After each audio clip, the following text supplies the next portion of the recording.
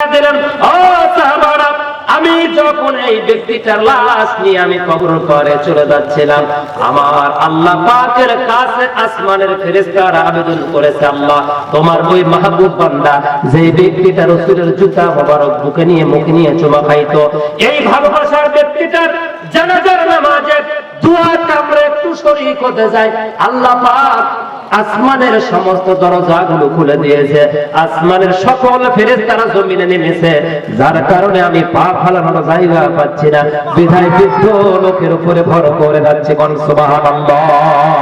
কার লাগিয়া কান্দরে মন, কার লাগিয়া হাস, এই পৃথিবীর মালিক যিনি, জপতার হেদিসিদিনী, ওরে যারা হাতেতে হে মরণ সবার, যারা হাতেতে হে মরণ সবার, যার দয়াতে বাস,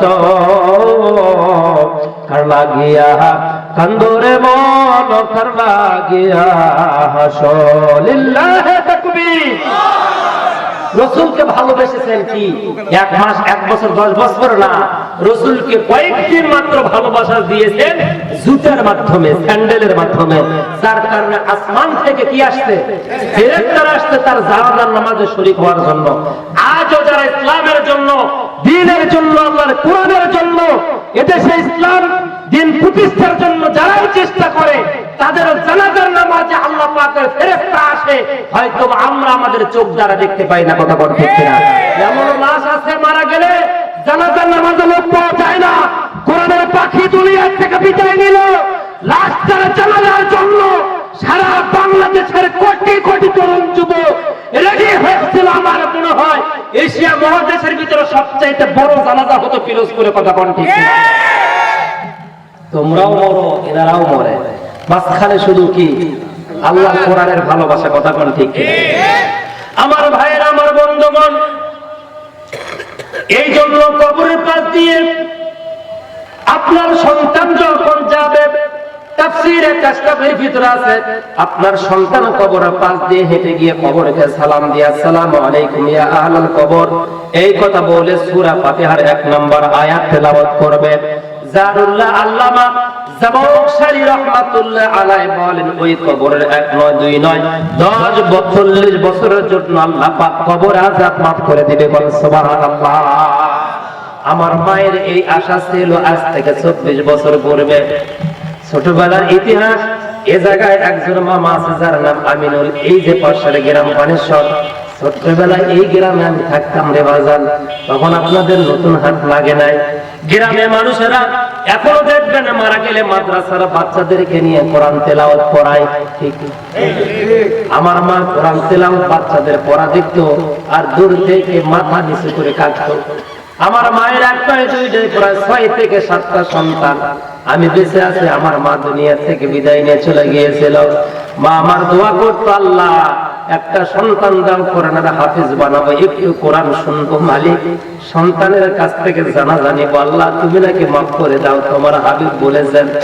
আমার ভাইয়েরা, সেই কত কষ্ট, মা মারা গিয়েছে প্রায় 23 থেকে 24 বছর পূর্বে। আমার মায়েরা, আমার বোনেরা এই জন্য দুনিয়াতে ম্যাজিস্ট্রেট রাখেন, ডাক্তার, কন্ট্রাক্টর, হেল্পার রাখেন, স্কুল প্রফেসর, আপনি কলেজ প্রফেসর, স্কুল মাস্টার রাখেন, কিন্তু একটা সন্তানকে হাফেজ কোরআন বানান। নবীজি বলেন 40 বছরের জন্য কবর আযাব maaf হয়ে যায় সন্তান কবরের পাশে দাঁড়াইলে। আহারে বাজান, আজকেও গিয়েছিলাম, কিন্তু আমার ওই মাকে দেখতে পাই নাই যে মা আজ থেকে 24 বছর পূর্বে ছিল, যেই মা মাদ্রাসায় মামার হাতে পাঠিয়ে দেওয়ার জন্য বিধিব্যস্ত ছিল। মারা যাওয়ার পূর্বে আমার আব্বার হাত জড়ায় ধরে বলছিল, ইউসুফ আব্বা মনে হয় আর টিকতে পারবো না, কারণ 5টা সন্তান চলে গিয়েছে, একটা ইউসুফ বেঁচে আছে। এবার যদি না টিকতে পারি, ইউসুফকে সর্বপ্রথম মাদ্রাসায় দিয়ে আলেম বানাই। মাদ্রাসা থেকে আইজাবাদ মাদ্রাসা থেকে আমি হাফিজ হলাম, সেখান থেকে গভীর রাত্রে বর্ষার একটা বন্ধু হাফিজ হয়েছে। ওই রাত্রে আমরা দুজন পাগড়ি নাম, আমার সামনে কত আত্মীয় স্বজন ওর দেখতে পেলাম, কিন্তু আমি মহিলা প্যান্ডেলের আশেপাশে ঘুরলাম, ওর মা বোন গিয়েছিল, কিন্তু ওই দিন আমার মা যায় না। ফজরের নামাজের পরে আমি আমার মায়ের কবর শাখা ওই জায়গায় মা পাগড়ি মাথায় নিয়ে দাঁড়ায় ডাক দিয়ে বললাম, মা যে স্বপ্ন নিয়ে তুমি আমার দুনিয়ায় রাখতে গেছো মা, একটা বড় তাকায় দেখো সেই পাগড়ি তোমার মাথা।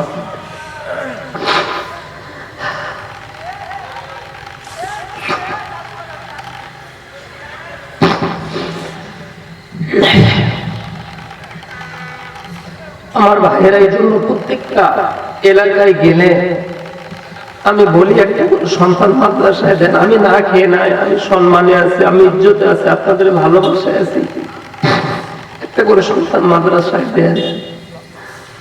সেই সন্তান হাসরের ময়দানে আপনাকে ডেকে নিয়ে আল্লাহর জান্নাতে চলে যাবে, আপনার কবরের পাশে দাঁড়াবে। দেশের পরিস্থিতি এতটাই খারাপ, স্কুল কলেজে যে সন্তানকে মানুষ করা যাচ্ছে না, অনেক বাবা মা হাত ধরে কান্দাকাটি করে। যাই হোক, আমার অনেক কথা ছিল, যেহেতু আজকে প্রধান মেহমান আসবেন এই জন্য লম্বা কথা বলতে পারলাম না। রাসূল কারীম সাল্লাল্লাহু আলাইহি ওয়াসাল্লাম হিজরত করে মক্কা থেকে মদিনায় চলে গেলেন। অনেক রাজা বাদশারা রাসূলকে অ্যাকসেপ্ট করতে চাইলেন, কিন্তু কোনোভাবেই তারা অ্যাকসেপ্ট করতে পারলেন না। আবু আইয়ুব আনসারী রাদিয়াল্লাহু তাআলা আনহুর বাড়ির বারান্দায় আল্লাহ রাসূলকে উটটা আড়াই ঘোরান দিলেন। দুইটা ঘোরান শেষ হওয়ার পরে পরের আড়াই ঘোরানে বসলেন। বসার পরে রাসূল বললেন, উটটাই ভালো জানে কোথায় আমার বসবাস, কোথায় আল্লাহ পছন্দ করেছেন, কারণ উটকেই আল্লাহ পাক নির্দেশ দিয়েছেন। এখানেই কিছুদিন রাসূল ছিলেন, প্রায় 9 মাসের মতো। সর্বশেষ বাড়ির বারান্দায় উঠানে আগ্নেয় জায়গা হয় না নামাজে। আল্লাহ রাসূল উপস্থিত সাহাবাদেরকে বললেন, বাবা এই যে বাড়ির পিছনে যে উঠান আছে, এই উঠানের উপরে যে দুইটা খন্ড জায়গা দেখা যায় খেজুরের বাগান, এই জায়গাটা কার? তখন সাহাবারা বললেন, রাসূলুল্লাহ দুইটা বালক, ওরা এতিম, ওর মাও নাই মাও নাই বাবাও নাই, এরকম এতিম আছে না? এই এতিমদের উপরে খবরদার জুলুম করবেন না, এরা অসহায়, এতিমদের উপরে কখনো জুলুম করবেন না। এদের অভিশাপ ভাটার আগুনের চাইতেও, গ্যাসের আগুনের চাইতেও অধিক, এদেরকে কখনো কষ্ট দিবেন না। জেঠু, বড়াপ্পা, ফুবা, খালা যারা আছে, বিশেষ করে তারা সম্পদের কারণে এদেরকে বাড়ি থেকে বের করে দেয়। অনেক এতিমেরা জায়গা পায় না থাকতে, ঢাকা, গার্মেন্টস, বিভিন্ন জায়গায় আমাদের কাছে ফোন করে বলে ওদের এই বিষয় নিয়ে কথা বলবেন। তো সাহাবারা বললেন, ইয়া রাসূলুল্লাহ দুইটা বালক আছে। তো নিয়ে আসা হলো। রাসূলের কাছে আসলেন, আসার পরে গোল মিটিং করে বসলেন। বসার পরে বললেন যে, বাবা তোমাদের এই জায়গার যে মূল্য হয়, তোমরা যেটা চাবা বাজার মূল্য, ওইটা আমি ব্যবস্থা করে দিয়ে দেব। এই জায়গাটা একটু নামাজের জন্য আমাদেরকে ছেড়ে দেওয়া যায় না? ওই বালক হাজার হাজার উপস্থিত সাহাবাদের সামনে দুই ভাই এক বাক্যে বলেছে, না আমরা বিক্রি করব না, বলে চলে যাচ্ছে। আল্লাহ রাসূল সাল্লাল্লাহু আলাইহি ওয়াসাল্লাম দুইজন শক্তিশালী সাহাবাকে বললেন, ডান সাইডে বাম সাইডে দুইজন, একে নিরাপত্তা দিয়ে বাড়ির গেট পর্যন্ত পৌঁছায় দেব। খবরদার এর যেন পশমও তোমাদের দ্বারা কষ্ট না পায়। ইসলাম আর দিন কাহাকে বলে, দিন ইসলাম কাহাকে বলে, আপনি নিজেকে মুসলমান পরিচয় দেন। যাবার সময় হযরত ওমর, আবু বকর বাচ্চাটাকে কানে কানে বারবার বলেছে, জায়গাটা বিক্রি করে দাও, যা সম্বল আছে তা দিয়ে দেব। হযরত আলী বললেন, আমি আমার তরবারিটা দিয়ে দেব, বিক্রি করে দেব, জায়গাটা দাও। রাসূল পছন্দ করেছেন, আল্লাহ রাসূল খুশি তো আল্লাহ খুশি। এই দুইটা বালক বলল, বাড়ি পর্যন্ত পৌঁছায় দেওয়ার দায়িত্ব দেন, কোনো কথা বলবেন না, কোনো প্রলোভন দিবেন না।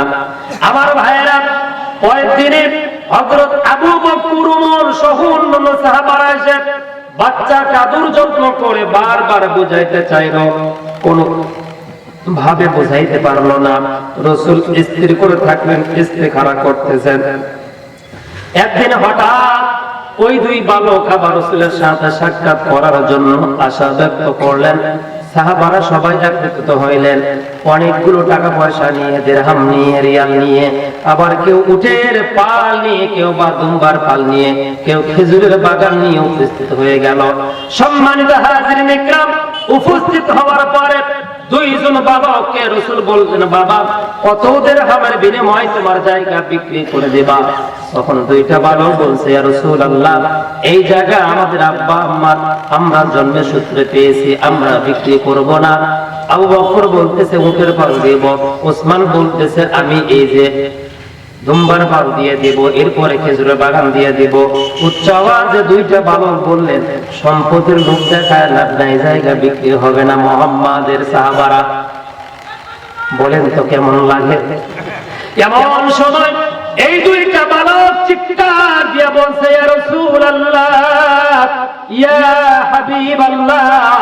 এই দুইটা খণ্ড জায়গা বিক্রি করব, যেহেতু নামাজের জন্য জায়গা বিক্রি করব। তবে এই পৃথিবীতে কোন আবু বকর, ওমর, আলী, খাব্বাব, খুবাইবের কাছে নয়, এই জায়গা বিক্রি করব মুহাম্মাদের আল্লাহর কাছে, যেন তিনি আমার আব্বা আম্মার কবরটা জান্নাতুল ফিরদাউস বানায়া দেয়। সুবহানাল্লাহ, লিল্লাহি তাকবীর। আমার ভাইরা, তৎক্ষণাৎ নবীজি দুই হাত তুলে তার আব্বা আম্মার জন্য দোয়া করলেন আর বললেন, আল্লাহ এই জায়গা তোমার কাছে বিক্রি করে দিল, পাওনা দাওনা তোমার কাছ থেকে নিয়ে নিবে। আজ যে হাজী সাহেবরা হজ করার জন্য যায়, মসজিদে নববীতে রাসূলের রওজার সাথে যে সবুজ গালিচা করা আছে, এই জায়গাটা হলো আল্লাহর কেনা জায়গা।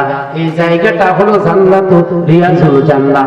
এই জায়গাটা হাসরের ময়দান কিয়ামতের দিনে আল্লাহ পাক ওখান থেকে নিয়ে জান্নাতুল ফিরদাউসের ভিতর নিয়ে যাবে। এটাই পৃথিবীর একটু জায়গা, সেটা হলো জান্নাত। কোন সুবহানাল্লাহ, লিল্লাহি তাকবীর। আমার ভাইয়েরা, দুনিয়াতে যদি কোনো জান্নাতের টুকরা দেখতে চান, রিয়াজুল জান্নাহর ভিতর রাসূলের রওজার পাশে আছে। তাহলে মা বাবাকে বেশি ভালোবাসার কারণে উটের পাল, দুম্বার পাল, খেজুরের বাগান, অর্থ সম্পদ, ব্যবসা প্রতিষ্ঠান সব ছেড়ে দিয়েছে, শুধুমাত্র মা বাবা যেন কবরে ভালো থাকে। এই দুইটা ছোট্ট বালক বুঝেছে, কথা বলেন ঠিক কিনা? তাহলে আজকে মা নাই কার কার? আমার মতো হাত তুলেন তো দেখি। হাত নামান। বাবা নাই কার কার? হাত তুলেন তো দেখি। আলহামদুলিল্লাহ, আল্লাহ আপনাদের আব্বাকে ঘিরে নিয়েছেন। আব্বা আম্মা যাদের আছে তারা অনেক ভালো আছেন। যেদিন থাকবে না ওই দিন বুঝবেন। আজকে তো আছে, বুঝবেন না। আজকে আছে, বুঝবেন না। যেদিন হারিয়ে যাবে, যেদিন ফুরিয়ে যাবে, যেদিন সামনে থাকবে না, যেদিন আর নাম ধরে ডাকবে না, ওই দিন বোঝা যাবে যে কি সম্পদ হারাইলাম। ওই দিন বুঝবেন। আমি দেখতে চাই এই এলাকার ভিতরে সবচাইতে মাকে বেশি ভালোবাসা একজন, বাবাকে বেশি ভালোবাসার একজন, দুইজন ব্যক্তি দাঁড়াবেন। আমি হাত উত্তোলন করে আল্লাহর কাছে আপনার আব্বা আম্মার জন্য দোয়া করবো। এক্ষুনি হাত উত্তোলন করে এক্ষুনি দোয়া করবো। একটু মেহেরবানি করে এক্ষুনি হাত উত্তোলন করবেন। শুধুমাত্র দুইজন ব্যক্তিকে চাই, একটা হলো মা হারা আর একটা হলো বাবা হারা। স্টেজেও থাকতে পারেন মা হারা, বাবা হারা, দুইজন ব্যক্তি আল্লাহর রাস্তে একটু হাত উত্তোলন করবেন। মা হারা অথবা বাবা হারা দুইজন ব্যক্তি একটু হাত উত্তোলন করবেন। আমি বেশি নয়, মাত্র মা হারা সবচাইতে এখানে শত শত মানুষের ভিতরে মাকে বেশি ভালোবাসেন, ওই রকম একজন সন্তান দাঁড়াবে। বাবাকে সবচাইতে বেশি ভালোবাসেন, ওই রকম একজন ভাই দাঁড়াবে। যারা বলবেন, হুজুর আমি 2,000 টাকা করে, দুইজন 2,000 করে 4,000 টাকা দেওয়া লাগবে। একটু দাঁড়ান তো, কে আছেন যে হুজুর আমি 2,000 দিব ইনশাআল্লাহ? কার জন্য? আল্লাহুম্মা আমিন। রব্বানা আতিনা ফিদ দুনিয়া হাসানাহ ওয়া ফিল আখিরাতি হাসানাহ ওয়া কিনা আযাবান নার। আমজাদ হোসেন নাম এই গ্রামের একজন বান্দা। আয় আল্লাহ, তোমার বান্দার চোখের পানি এখনো ফুরাই নাই, টপ টপ করে পানি পড়তেছে। বাবার জন্য বলার সাথে সাথে সুসন্তান রেখে গিয়েছে। বাবা 2,000 টাকা আল্লাহ তোমার ঘরের জন্য দিল। আল্লাহ তুমি তার আব্বার কবর আযাবকে মাফ করে দাও। আমজাদ হোসেন যেদিন বিদায় নিয়ে চলে যাবে, তার সন্তানেরা যেন এভাবে দান করতে পারে তৌফিক দাও বিরহমাতিকা ইয়া আরহামার রাহিমিন। লিল্লাহি তাকবীর। আমজাদ হোসেন 2,000 টাকা বলেন মারহাবা। মা হারানো একজন হাত তুলেন, একটু দেখান হুজুর আমি আমার মায়ের জন্য 2,000 টাকা দিব। এই গ্রামের অথবা অন্য গ্রামের একটু 2,000 টাকা, একটু 2,000 টাকা চাইছে। মাকে বেশি ভালোবাসা, বাবাকে বেশি ভালোবাসা পাইছে, মাকে বেশি ভালোবাসার একজন দরকার। দয়া করে একটু হাত উত্তোলন করেন বাজার। আমার ভাইরা, মাকে হারানো একজন ভাই একটু হাত উত্তোলন করেন। একজন ভাই 2,000 টাকা নগদ চাইছে। কে আছেন একটু হাত তোলেন যে হুজুর আমার মা নাই, অসুস্থতার কারণে আমার মা ডাক্তার চিকিৎসা করে বাড়ি থেকে চলে গিয়েছে। সারা রাত মা কোরআন তেলাওয়াত করেছে আর বলেছে আল্লাহ আমাকে না আমার কলিজার টুকরাকে তুমি বেঁচে রাখো। এইভাবে সারা রাত ডাক্তার জেগে থাকে না, নার্স জেগে থাকে না, একমাত্র পৃথিবীতে মা জেগে থাকে, বউ জেগে থাকে না রে বাজান। এই জন্য বাবা হারাম যাকে পেয়েছি, মা হারা একজন ভাইকে চাই 2,000 টাকা আল্লাহ যেন দিয়ে দেয়। বলে দিয়েছি আর 1500 টাকা পরে আমি দিয়ে দেব। মা আর বাবা মানে মওলানা শামসুল। আপনি দিবেন কি নাম? আশরাফ। আমার জন্য লিল্লাহি তাকবীর। আশরাফ হোসেন না? আশরাফ। কত? 2,000। আজকে যা আছে দেন, বাকিটা করে দিবেন ইনশাআল্লাহ। নামটা লিখে না, আল্লাহুম্মা আমিন। আল্লাহ তোমার বান্দা আশরাফ হোসেন নাম, আল্লাহ 2000 টাকা রব্বুল আলামিন, আয় আল্লাহ 2000 টাকা মায়ের জন্য করলো দান। আশরাফ হোসেনের আম্মার কবর আযাব মাফ করে দেন। আয় আল্লাহ তোমার আরেকজন বান্দা মাওলানা শামসুল আলম, আল্লাহ তোমার বান্দা এই সম্মানিত একজন সুপারিনটেন্ডেন্ট অবসরপ্রাপ্ত মা আর বাবার জন্য তিনি 2000 টাকা দিলেন। আহারে মা হারা বাবা হারা সন্তানগুলো তোমার ঘরে দান করে আল্লাহ তাদের আম্মা আব্বার কবরটা কি করে জাহান্নামে ফালাও আল্লাহ, কবরটা জান্নাতুল ফিরদাউস বানায় দাও বিরহমাতিকা ইয়া আরহামার রাহিমিন। লিল্লাহি তাকবীর। আমি মহিলাদের ওখানে তবে ওরা কিছু হয়ে যায়, আপনি বলেন না কথা কথা, এখানে তো একটা জোশ উঠে গেছে, জোশ কানে গেলে তো মানুষ টাকা দেবে, এটা বোঝেন না? মহিলা উঠে কিছু হয়ে যায়, সব জায়গায় তোরা বেশি থাকে। আমি কি ওখানে আগে আসতে বলবো কেমন? আমি কি টের পাইছি কোন জায়গা ফাঁকা আছে? যেখানে ফাঁকা আছে ওখানে বসে জায়গা